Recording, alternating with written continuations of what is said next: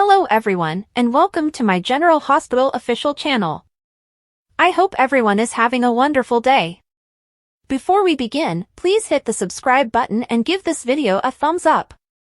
Anna arrests, spoiler, and Tracy prevents Nina from telling Willow the truth about Drew.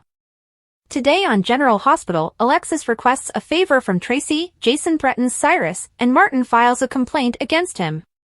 Jason issues a threat at Charlie's. Jason urges Cyrus to keep his hands off his son, warning that if he touches him again, they would never locate his body. Jason pushes Danny out, but not before Danny cries, "I know you killed my mother." Kai tells Trina, Gio, and Emma how insane it was. Trina describes Cyrus as a dangerous man, recounting the moment he kept her and her mother captive and shot her father. Kai approaches Cyrus and tells him that he should leave. Martin accepts and brings his sibling outside. Trina compliments Kai for standing up to Cyrus. Emma wants to return to discussing animal abuse. Gio gets Emma away and says she needs to read the room, but Trina is unhappy and refuses to talk about her or her event right now. He accuses her of being self-absorbed. Emma claims she was trying to distract Trina because she doesn't want to repeat the trauma. Gio apologizes for misreading her, and she offers him the opportunity to repay her by assisting her in handing out flyers. Meanwhile, Kai wonders how Trina can be so calm around that person. Trina claims she has had a great deal of trauma, which she has let to consume her and prevent her from living fully. She says she is regaining control. Kai believes these are wise words. Liz questions Lucky at the bar about Danny's knowledge of Cyrus, and she is surprised the young man approached him. They realize too many individuals are now on Cyrus, making their task even more difficult. He could even flee town, which would be the prudent thing to do. Lucky believes they should deliver whatever they have to Anna before it is too late. Christina talks with Isaiah on the other end of the bar, mentioning that her and Lucky's fathers used to own a club together. He wonders how she ended up owning this property. Christina claims she was the manager at first, but her father sold it to her when he recognized she needed a purpose after losing her daughter. Martin informs Cyrus that he needs to register a complaint against Jason with the police. Cyrus declines, saying he's had enough bloodshed in his life and prefers calm. Cyrus walks away. Later, as Lucky closes his eyes, the song he and Liz danced to the other day plays, and he offers they finish the dance. Rick interrupted. Cyrus watches them dance from the outside. Dante arrives at the PCPD, but Anna informs him that he is on leave and will be unable to attend. Dante believes she understands why he's here. She informs him she has no new leads and he must leave. Dante walks out. Chase questions Cyrus, building superintendent, in the interrogation chamber. He wonders if Cyrus is a problem. The superhero claims he isn't. Except for the last week, he rarely receives visits. Chase leaves the room and informs Anna that the super told him about a visitor to Cyrus' apartment last week who he recognized from a photo as Joss. Anna wants him to bring her in before she kills herself. Lulu's a terrible server. Lulu comes into Bobby's and takes in a Spencer behind the counter. She says she had a lot of fantastic experiences here when she was younger but never had the opportunity to work at Kelly's like others did. Chase arrives and informs Joss that she needs to come to the station to chat. He assures her that she is not under arrest. Joss is the only person on staff who is working, so Lulu offers to fill in. Joss thanks her before leaving with Chase. Lulu attempts to operate Bobby's but gets orders jumbled up and falls behind in taking them. Dante appears, and she does not want to be lectured about overdoing it. She claims she is simply filling in for Joss, who was driven down to the station by Chase. Dante wonders why Chase took Joss to the station and offers to assist her. Lulu ends up burning the toast, filling the restaurant with smoke. She and Dante end up laughing about how awful she is at this. Dante reveals he hasn't laughed since Sam died, and if he isn't weeping for her, he thinks he is drifting away from her. Lulu claims he will always mourn Sam, but she does not want him to wallow in misery indefinitely. Gio and Emma show up and decide to distribute Emma's flyers. Gio wishes to be forgiven, and Emma claims to have forgiven him some time ago. She claims she can't remain upset at him when he bats those eyelashes at him. Emma then mentions that Dante also has wonderful eyelashes. Dante claims they're Italian, and everyone in the old area is attractive. Anna makes an arrest. Chase brings Joss into the station, and Anna mentions that she has heard Joss is volunteering with Cyrus on the expedition. They take her into the interrogation room, where Anna informs Joss that the game she is playing is perilous and might cost her her life. Anna informs her that what she did constituted criminal trespassing, and Chase adds fraud to the mix. Anna believes Cyrus Super has already informed him of her brief visit to his apartment. Joss wonders if she may go or if she should contact Diane. Anna instructs her to call Diane because she is arresting her for her own darn good. Anna walks away, and Martin enters with plans to file a complaint against Jason. He yells at Anna, saying he's weary of her shielding him, that Jason threatened to kill his brother in a public restaurant, and that he wants to talk to someone other than her. He suggests that she could wind up being Jason's accomplice if his brother is found dead. Back in the room, Chase tells Joss that he understands her need for justice for Dex, and that he cared about him as well.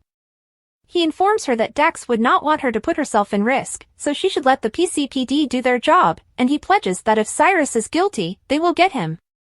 Maxie sets Lucas up at the Brown Dog Bar. Lucas and Maxie are celebrating their cousin's night out. Carly and Jack arrive, and Carly says that she came him to see if he'd be as comfortable here as he is at other exclusive places he frequents. He believes that the firm, rather than the location, is more significant. Lucas notices Carly and Jack and assumes they're on a date. Maxie would rather discuss Lucas' love life, saying it's time for him to start dating again. Lucas isn't ready, and he doesn't believe having a love and family is destined for him. Maxie claims she is merely talking about a date, not marriage and children. She has a model who works at Deception that she wants to introduce him to.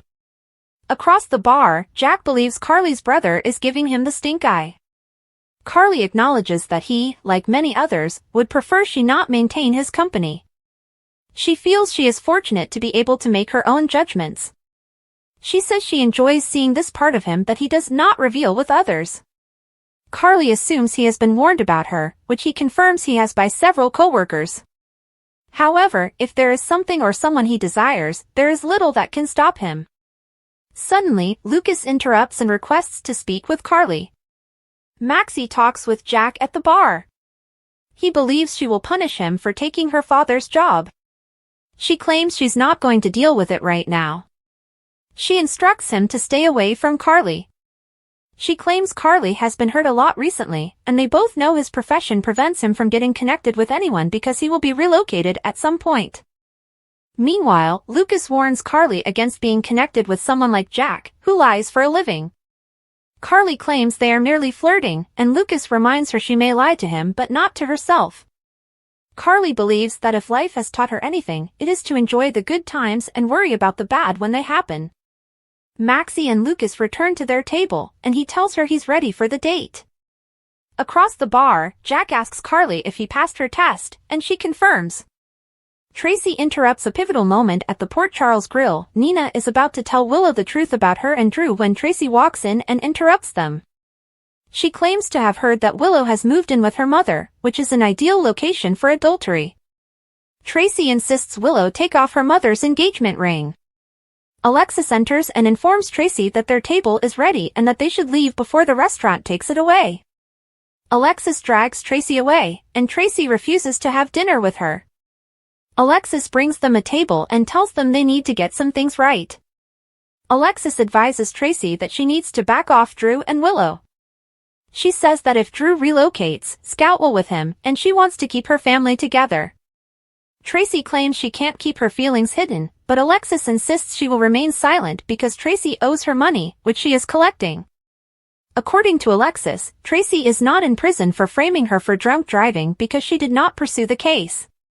Tracy admits that wasn't her best hour and resolves to keep her thoughts and emotions under control. Alexis thanks her.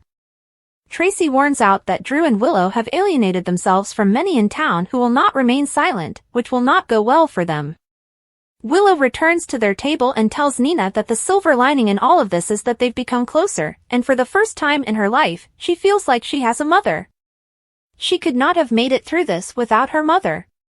Nina sobs, and Willow admits she almost forgot she was about to tell her something.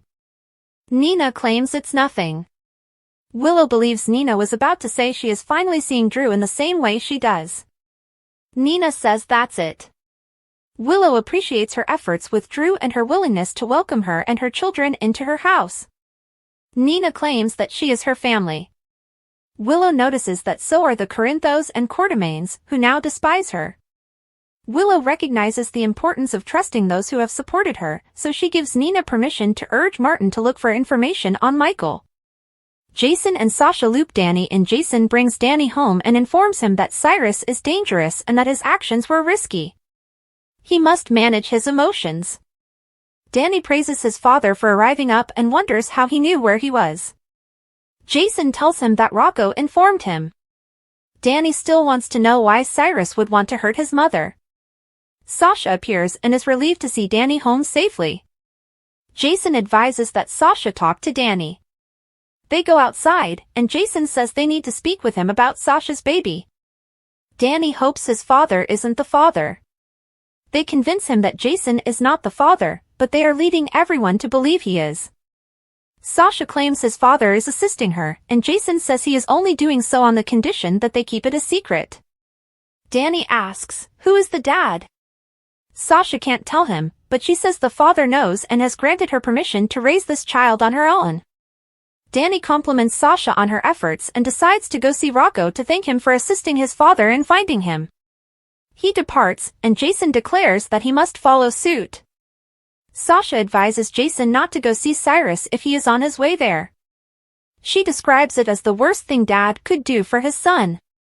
She reminds him that killing Cyrus will not benefit him and he must decide which is more important to him, retribution or his son's love and respect. On the next General Hospital, Anna advises Dante to leave the station if he wants to return to work. Chase asks Liz if she witnessed Jason Morgan threatening Cyrus' life. Ava laments, do you not want people to know about us? Jason assures Sunny that he has his back, no matter what. Sunny responds, something has to give. Christina tells her mother, if I wasn't worried about him before, I am now. Molly exclaims at someone, this is entirely your fault.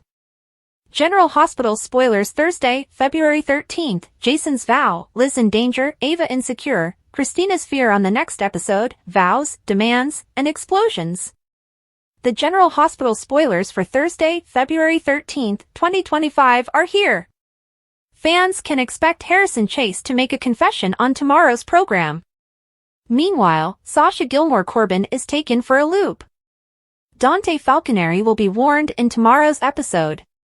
Anna Devane already chastised Josslyn Jax for meddling with Dex Heller's probe. Then Anna explained to Dante why he couldn't be part in Sam McCall's death investigation. Dante will not be able to simply sit around and do nothing. For some reason, it appears that Dante and Lulu Spencer may be working together to investigate this crime. That would be an intriguing twist that may reunite Dante and Lulu romantically. Cyrus Renault's downfall. With Cyrus Renault being responsible for both dead characters, Dante wants answers now. While Dante had previously been unable to obtain any information from Anna, the two will interact once more on Thursday, February 13th.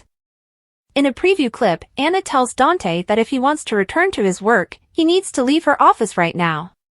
Meanwhile, Cyrus has filed a report with the police regarding Jason Morgan. Liz Baldwin interrogated General Hospital spoilers indicate that Chase will confess. Chase will also question Elizabeth Liz Baldwin.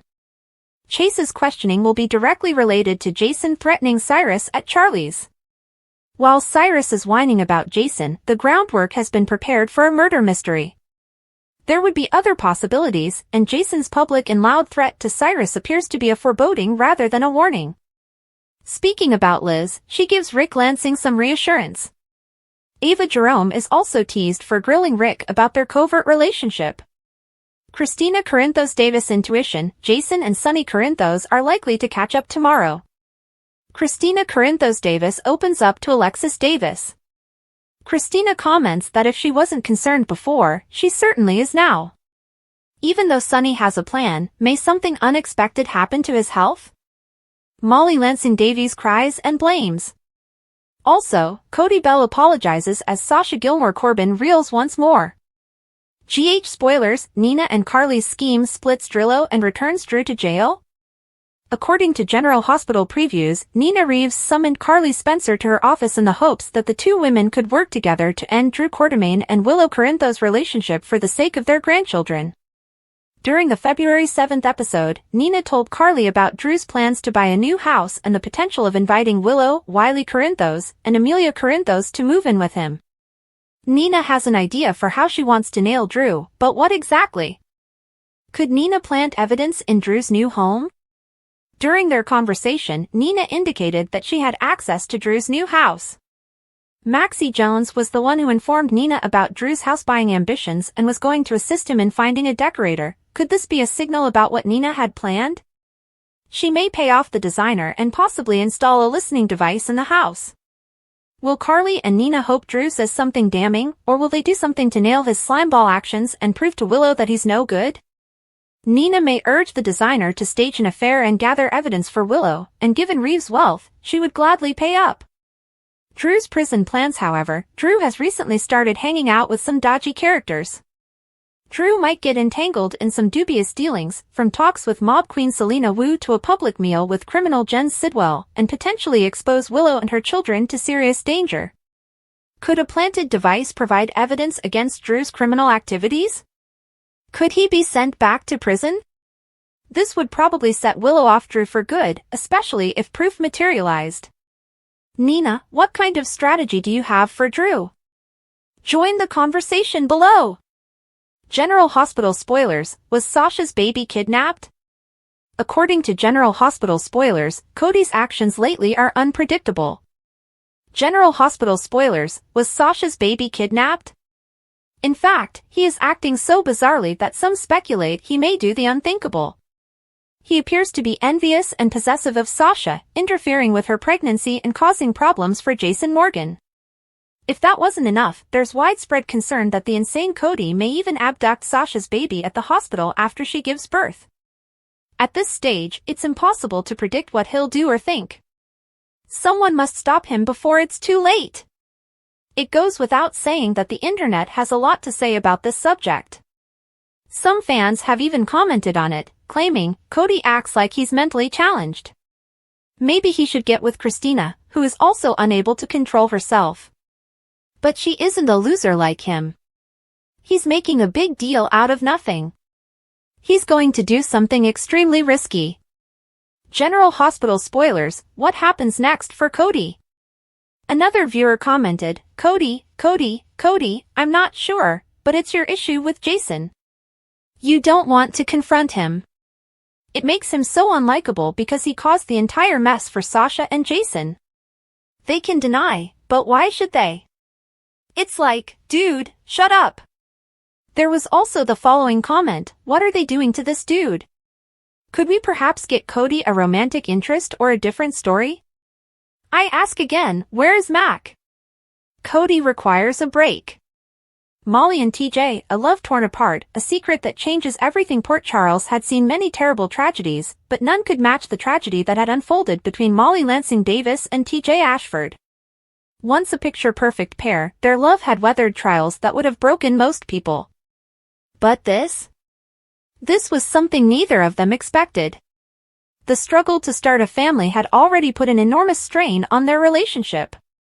Surrogacy appeared to be their only option, but it ultimately led to heartbreak and betrayal. Now that their relationship had been wrecked beyond repair, a cruel twist of fate was going to compound matters further. Because TJ's child existed someplace out there, which neither of them expected to find. Molly was about to confront a truth she was unsure she could handle. A love story that ended too soon. Molly and TJ were once inseparable, the type of couple that looked destined to conquer the odds. They had created a life together filled with love, devotion, and the desire for a family. However, when they realized that Molly was unable to carry a child, their carefully crafted world began to fracture. They had turned to surrogacy, putting their trust in Andrea Gates, who seemed like the ideal candidate. However, she had not been. Andrea had vanished, and so had their unborn child. The heartbreak had been indescribable, but they had attempted to move forward by selecting Christina Corinthos Davis as their next surrogate.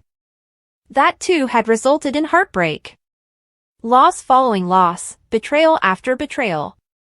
until their relationship was beyond repair. Molly and TJ had gone their separate ways. But fate was not finished with them yet. An unlikely encounter that changes everything. Port Charles was not a large town, but the chances of running into Andrea after all this time seemed slim. And yet, that is exactly what occurred. Molly had been running errands, trying to move on from her life with TJ. That's when she noticed them. Andrea. And a child, one who should have belonged to both her and TJ. The image almost brought her to her knees. The child's likeness to TJ was striking. Molly's pulse pounded in her chest as she watched Andrea engage with the small child, her mind racing with concerns. Had Andrea lied all along? Had she really just taken their baby and vanished, pretending that the pregnancy never occurred? Did TJ have the right to know? A devastating realization. Molly was numb as she processed the truth. Andrea had not only been a dishonest surrogate, but also a thief. She had taken the life Molly and TJ had worked so hard to construct. And now she was raising TJ's child as if it was her own. But what is the most terrible realization of all? Molly no longer played a role in this child's life. She and TJ were no longer together. Would that imply she had no right to the kid they had battled so hard for? A secret that could change everything. Molly's thoughts raced as she planned her next step. Should she inform T.J.? Should she face Andrea, demanding the truth? Or should she keep this awful finding to herself, saving TJ the anguish of knowing that his child had always existed, but that he might never be a part of their lives? She used to not hesitate. She would have notified TJ right away, knowing that they were in this together. But things were different today. Molly had been grieving for months, trying to make sense of what she had lost. Telling TJ might resurrect past scars that neither of them could afford to deal with again. So, what if Andrea had legal custody? What if there is nothing they can do? A mother's betrayal. The more Molly considered it, the angrier she felt. Andrea had deceived them in the worst way imaginable. Had she ever truly intended to give up the baby? Or had she always intended to retain the child, and the surrogacy agreement was only a ruse to obtain financial support for the pregnancy? Molly became increasingly aware of the truth as she observed Andrea engage with the toddler. Andrea had never intended to give the kid away. She had always planned to keep TJ's child as her own. Molly had unknowingly contributed to this outcome. What will Molly do? Molly had spent so much time hiding her anguish, convincing herself that the life she had established with TJ was best left behind. What about now? She wasn't sure if she could just walk away. The child she had longed for was right there, living a life that should have been theirs. Did she have the right to fight for them? Would TJ want to know the truth? Or will telling him merely make matters worse? Molly had always done the right thing, but now she wasn't sure what it was. And she had a terrible sensation that no matter what she did, someone would be hurt. Spoilers, Maurice Benard provides an important update for fans. General Hospital's Maurice Benard has provided fans with a crucial update via his podcast, State of Mind. On the most recent edition of State of Mind, Maurice welcomed Carlo Rota, one of his co-stars. However, Benard first stated that he was tired of hearing about my black, dyed hair. Maurice Benard's hair is a hot topic of discussion. Fans frequently comment about Benard's hair. Of course, Sunny's hair can change from black to distinctive black and gray the next minute. Benard admits, I want it gray. The powers that be prefer it dark. So, there's not a whole lot I can say. You try to pick your battles, and my hair being black is not one of them. Rhoda is then introduced and says, I'm very happy to be in the company of your extraordinary, luscious, dark hair. Benard wishes he could shave his head. Rhoda stated, the idea of having a problem because you want gray and they want black. Listen, I wake up with a problem every day. I don't have a choice. Rhoda confesses that he is up and out without hair. Fans would not be happy. General Hospital's Benard may be pleased to save his head, but Sunny fans would likely disagree. Fans like the dimpled Don just as he is and would not consider Sunny shaving his hair for anyone. Fans adore Sunny just as he is, and if this were to happen, it would cause an outcry among GH fans. Sonny is the godfather of soap operas, and the powers that be are aware of this. This could explain why CEOs won't leave Bernard's hair alone. Granted, Sonny looks amazing whether his hair is black or in the more distinguished salt and pepper color of late. Fans are pleased to have their dimpled Don around, regardless of his hair color. Things may be heating up in Port Charles regardless of Sonny's hair color. It appears that things are heating up in Port Charles. Michael Corinthos has just been severely burned in Sonny's penthouse. Now it appears that Sidwell was involved. Sonny may have a heart condition, but that doesn't mean he won't seek retribution. Will Sonny learn who set the bomb that nearly killed Michael? Are Sidwell's days in Port Charles numbered now that the truth has been revealed? According to General Hospital spoilers, things could get tense after all of information is revealed, and Sonny may be out for vengeance. Is Sidwell toward the top of his list?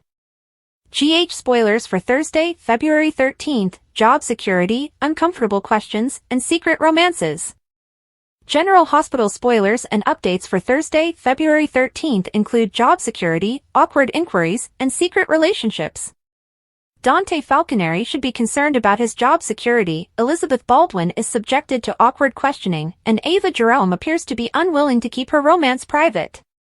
Job security Anna Devane is not pleased with Dante. She took objection to him loitering around the PCPD after telling him to take a break. Now she needs to go stern, telling him that if he wants a job to return to, he must leave now. Dante just can't seem to do what he's instructed, even though he knows he's getting too close to the case. Anna understands that, while Dante may believe he can be objective about the murder investigation, he cannot. There is no way, and Anna knows it. Uncomfortable questions. Meanwhile, Harrison Chase is assigned to the case of Cyrus Renault, who has been threatened by Jason Morgan. Martin Gray had come in earlier to submit a complaint and preferred to speak with someone other than Anna because he felt she was too close. Chase is at the hospital and asks Elizabeth if she was close enough to observe Jason threaten Cyrus. Those questions may be uncomfortable. Not only did she see Jason protecting his son Danny Morgan, but Jason is also the father of her son Jake Weber. Secret romances elsewhere. Apparently in Ava's new apartment, she appears perplexed as she asks someone, "Do you not want anyone to know about us?" Chances are, the guy she's speaking with is Rick Lansing, her newest combination boyfriend and lawyer. This is not Ava's first legal experience. She should be aware that having an affair with a client constitutes a conflict of interest. If he is to continue representing her against Sonny Corinthos in her custody lawsuit involving Avery Jerome Corinthos, they must stay a secret. Their affair being discovered and not well hidden is the quickest way to ruin the case. Sonny has recently returned from California, where he saw a cardiologist, and Jason and he are catching up. Jason assures him that he has his back no matter what, to which Sonny says that something has to give. Jason has only recently returned to town after spending time with Michael Corinthos in Baden-Baden, and his progress is likely to be one of their subjects of discussion. Chances are he'll also tell Sonny about his and Sasha Corbin's arrangement before he hears it elsewhere. However, Sonny's remark appears to be about something else, possibly related to his mob business. Christina Corinthos Davis speaks with Alexis Davis, and it appears that Sonny is the topic of their conversation. She tells her mother that if she wasn't worried about him before, she is now, and who else could she be talking about but her father? Christina isn't privy to all of Sonny's heart difficulties, but she's getting to know Isaiah Gannon and may be wondering how they met. She could be putting puzzle pieces together about Isaiah and Sonny. On the other side, she was present when Danny threatened Cyrus, and Danny may also have come up in conversation. Meanwhile, Molly Lansing Davis appears to be approaching an office as she lashes out at an unknown figure, yelling, "This is all your fault." And she's crying. What's bothering her, and who is she addressing? The office door resembles one in a courthouse. Is it someone from the hospital? She is distraught enough to be in tears, therefore it's possible that she is in the hospital. Has she finally discovered where her ex, TJ Ashford, has been hiding, or is it someone else? General Hospital spoilers. Danny is determined to learn more about Sam's murder. Fans of General Hospital know that there is never a final goodbye in the fictional town of Port Charles. That is why Danny is desperate to find his mother, Sam, despite the fact that she was murdered by Cyrus. General Hospital spoilers, Danny determined to find out more about Sam's murder. However, the more information he learns about his mother's alleged murder, the more determined he becomes to discover the truth. Danny was furious on the most recent episode of General Hospital after learning of his mother's murder.